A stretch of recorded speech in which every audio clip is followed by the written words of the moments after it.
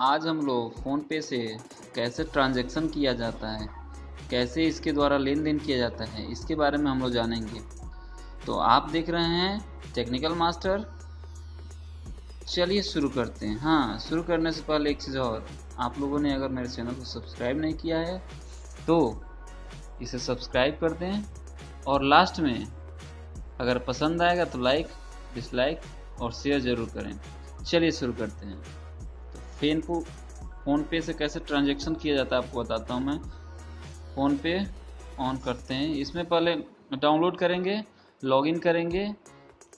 हाँ, फ़ोन पे चलाने के लिए पहली चीज़ ये जो जो मोबाइल नंबर आपके बैंक में रजिस्टर्ड हो, वो मोबाइल नंबर आपके मोबाइल में लगा रहना चाहिए। अगर वो लगा रहेगा तभी आप किसी भी यूपीआई का यूज़ कर सकते हैं। फ़ोन पे जो है वो भी एक यूपीआई ही है जो एक्सिस बैंक द्वारा पावर्ड है। ठीक है, तो चलिए शुरू करते हैं। मैंने पहले से बना रखा है अकाउंट, तो इसी पे आप लोगों को मैं बताता हूँ कैसे सेंड किया। जैसे मान लीजिए सेंड के ऑप्शन पे जाएंगे, ये अगर कॉन्टैक्ट से भेजना चाहेंगे तो कॉन्टैक्ट से भेज सकते हैं, VPS के थ्रू भी वो भेज सकते हैं। जिसका यूपीआई अकाउंट है, एग्जिस्ट करता है, उसको अगर किसी भेजना चाहें तो भेज सकते हैं। अगर ऐड करना चाहें तो यहाँ से ऐड कर सकते हैं। ठीक है, और यहाँ से ऐड करके मैं जैसे मान लीजिए मुझे भेजना है, इस पर भेजना। ठीक, मुझे अगर 1 रुपये भेजना है, मान लीजिए मैं 1 रुपये भेज रहा हूँ, तो इसको सेंड करेंगे। ये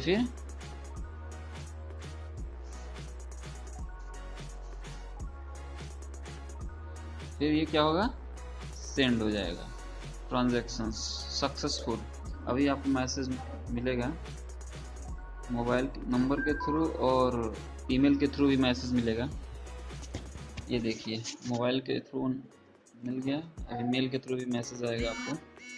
ठीक है, तो ये तो हो गया कैसे ट्रांजैक्शन करते हैं। अगर किसी को रिक्वेस्ट भेजनी है, जैसे मान लीजिए मैंने रिक्वेस्ट भेजी, मैं किसको, अगर मान लीजिए मैं इनको 1 रुपये भेजा था अभी, अगर मैं रिक्वेस्ट डाल दूँ, जैसे ये रिक्वेस्ट डाल दिया, कितने रुपए का, 1 रुपये का रिक्वेस्ट डाला मैंने।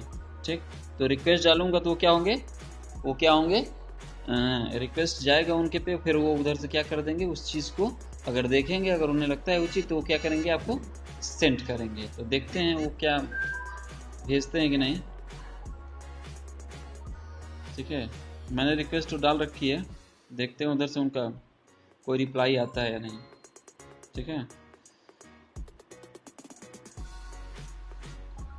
और एक चीज़ और, हमें और सारे यूपीआई, जितने भी सारे बैंक के यूपीआई हैं, उन सभी यूपीआई में सबसे बेस्ट मुझे फ़ोन पे ही लगता है, क्योंकि इसके थ्रू आप मोबाइल रिचार्ज कर सकते हैं, डाटा कार्ड रिचार्ज कर सकते हैं, DTH रिचार्ज कर सकते हैं, ब्रॉडबैंड रिचार्ज कर सकते हैं, इलेक्ट्रिसिटी बिल पे कर सकते हैं, लैंडलाइन का बिल पे कर सकते हैं, इंश्योरेंस, गैस, यहाँ तक कि आप शॉपिंग में भी इसका यूज़ कर सकते हैं। ठीक है, तो ये चीज़, सारी चीज़ें, अगर आपको वॉलेट में पैसा, इसके वॉलेट है ना, कैशबैक जो आता है वो क्या होता है, वॉलेट में आता है। तो अगर वॉलेट में आपको किसी तीसरे बैंक से पैसा वॉलेट में डाल के उसको किसी तीसरे किसी को भेजना हो, आप भेज सकते हैं।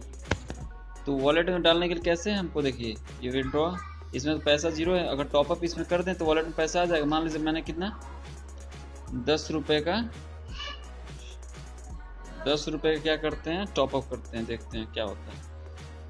आप डेबिट कार्ड के थ्रू, अगर कोई अन्य व्यक्ति जिसके पास यूपीआई नहीं है,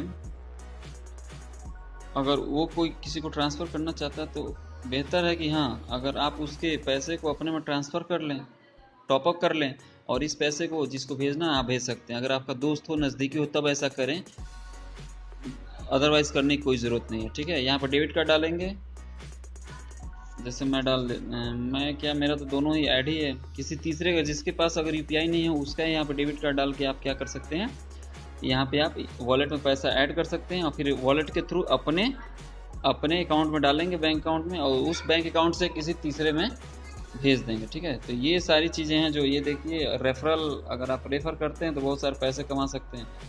अगर आप यूपीआई यूज़ करते हैं तो उससे बेहतर है कि आप किसी को रेफ़र करें। अगर रेफ़र करते हैं, अगर वो ट्रांजैक्शन करता है तो उसको, तो अगर वो 300 रुपये का ट्रांजैक्शन करता है तो उसे, अगर मान लीजिए 200 रुपये का ट्रांजैक्शन करता है तो 100 रुपये कैशबैक मिलेंगे, और जो रेफ़र करेगा उसको 50